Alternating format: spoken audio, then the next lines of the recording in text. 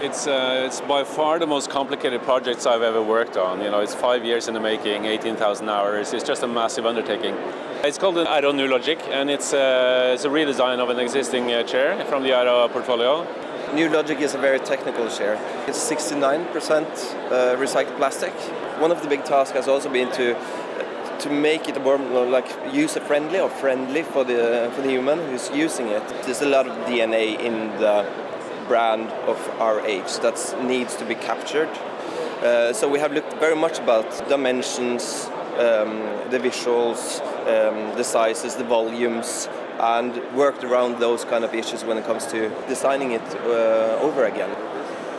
The thing about the technical chair is that you also need to make it accessible for the end user, and people can find it intimidating to be faced with a lot of different options.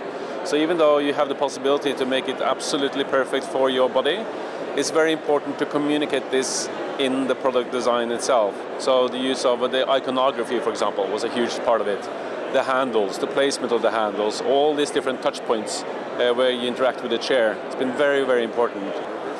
We wanted to make the chair look inviting, so it should look soft and it should look also so that it's reflected in the whole geometry. So the way the back is curved, for example, very gently, so it's hinting to those like ergonomic qualities, and that this is going to be a very comfortable place to be, and also something that's going to be really good for your body.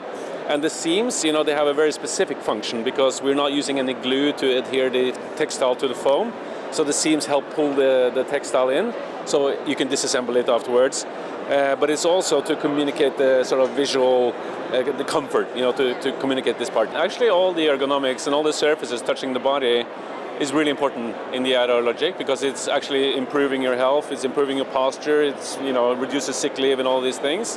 So it's been very important for us in the design process to keep all these phenomenal ergonomic qualities. The lumbar pump, for example, a lot of people found it a bit odd and didn't understand what it was. And it was, I think by some people maybe perceived as a bit gimmicky or like kind of strange, but it does have a very important function. So what we did was that we kept the function of it, but we sort of de-emphasized the actual mechanism. So we hidden that inside the bag. So we have like two different options when it comes to on the back of the chair. We have one that is covered with the textile and one that is like pure plastic. Often the back panels, they're quite like big parts actually.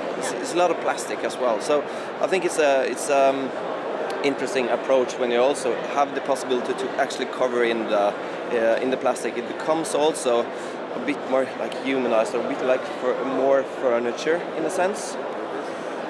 It's a very personal chair. It's the chair for you. It's for your body, and I would also say it's the best chair out there because it has so many possibilities, and you can throw any kind of problem at this chair. You know, if it's ergonomic, or if it's price, or if it's the environmental story, or if it's even the aesthetics, and it would respond. So it's for you as a personal chair. I would say it's arguably one of the best out there.